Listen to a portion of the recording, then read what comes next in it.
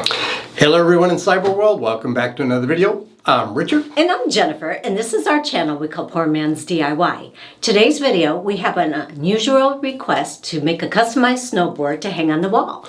So we do make some snowboards that we add some epoxy waves to, and we add some wooden wording and logos and whatnot that we place on it. I've made one for a particular organization, and they asked if I could take a snowboard and do something similar to it, but it was a full-size snowboard, one that wasn't going to be used anymore, and so they wanted to see if I can convert this into something similar, and they would be able to present it to the person who's a snowboarding fan, and he would be able to mount it on the wall. We have never done anything like this before. The customer trusted us to do that, and so it was fun. So we're going to show you how we went about doing this.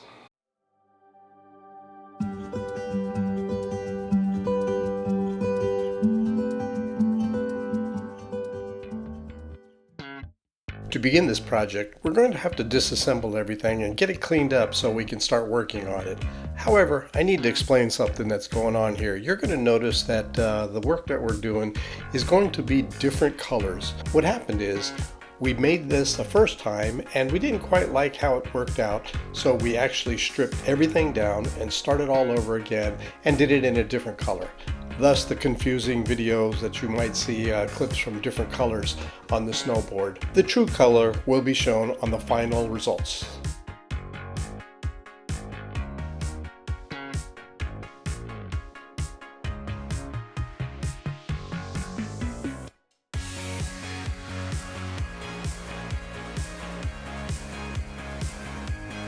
We then spent a lot of time sanding. We did this to remove wax and any scratches that existed.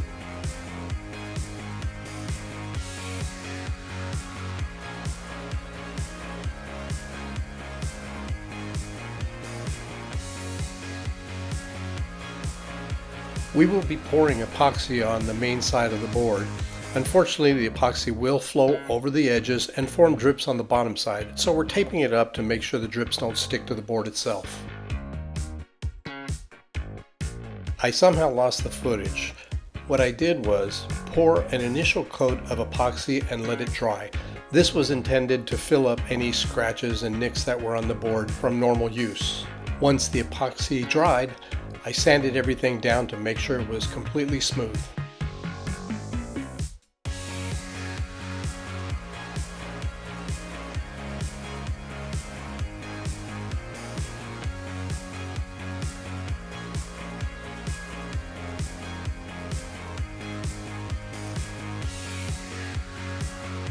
For this step, we're going to paint the board so that we hide the logo and all the scratches, plus all the sandpaper marks that you can see underneath the epoxy layer.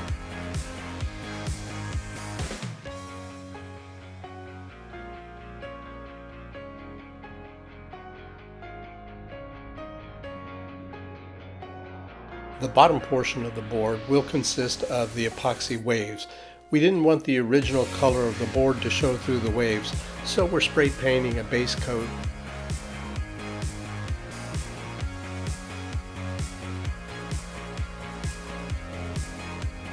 Here's where the video can get a little confusing. In this particular case, the customer provided me with all the stickers that they wanted added to the board. I wanted to be able to show you how I measured everything and placed everything on the board prior to applying the epoxy. I missed it on the first round, so I'm showing you on the second round, and clearly the base color of the board itself is no longer the same as I showed earlier.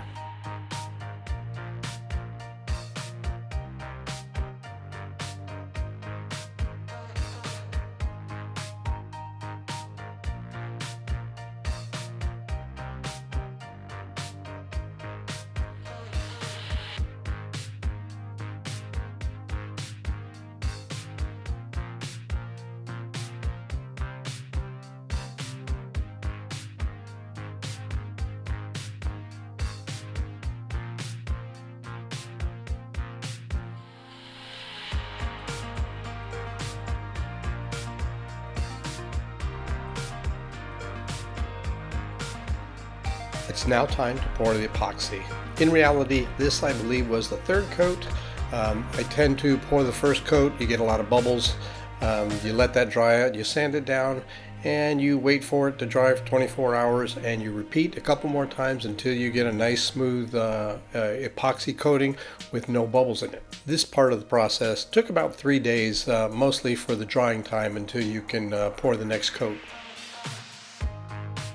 You will see a lot of dried epoxy drips on the bottom of the board here, but in reality they stuck to the tape that I applied earlier, and so they popped right off really easily when removing the tape itself.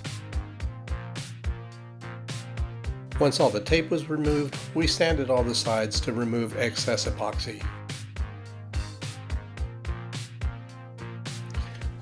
While cleaning up the board in what I thought was the final touches, I decided I really didn't like the backside of the snowboard. Although it would be hanging against the wall and you wouldn't see it, it still bugged me. So anyone who knows me, I'm a little on the anal side, and I decided that I wanted to clean that up as well. So I decided to clean it up and prep it so that I can paint it.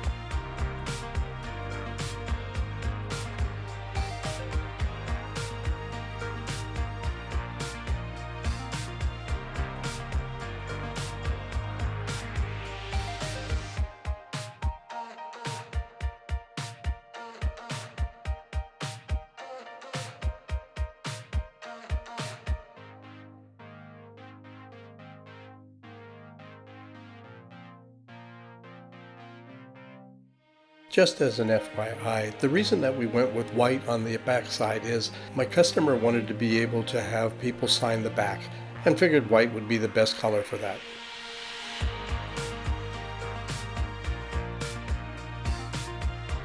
And there you have it, the truly finished product.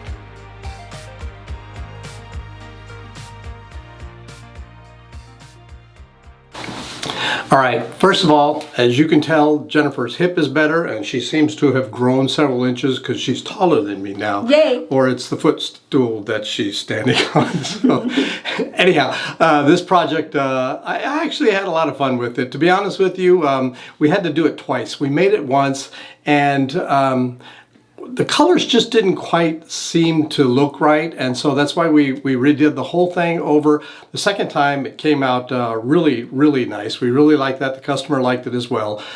So we hope you enjoyed this video. We were supposed to do the laser review this week, but got a little involved in it. There's so much to this this laser, and so I won't get too much into it, but I wasn't able to, I wasn't prepared to get this video out for it today, so I want to do some more testing and make some more things with it so that we can make a nice review on it for next week. So until we meet again, bye-bye.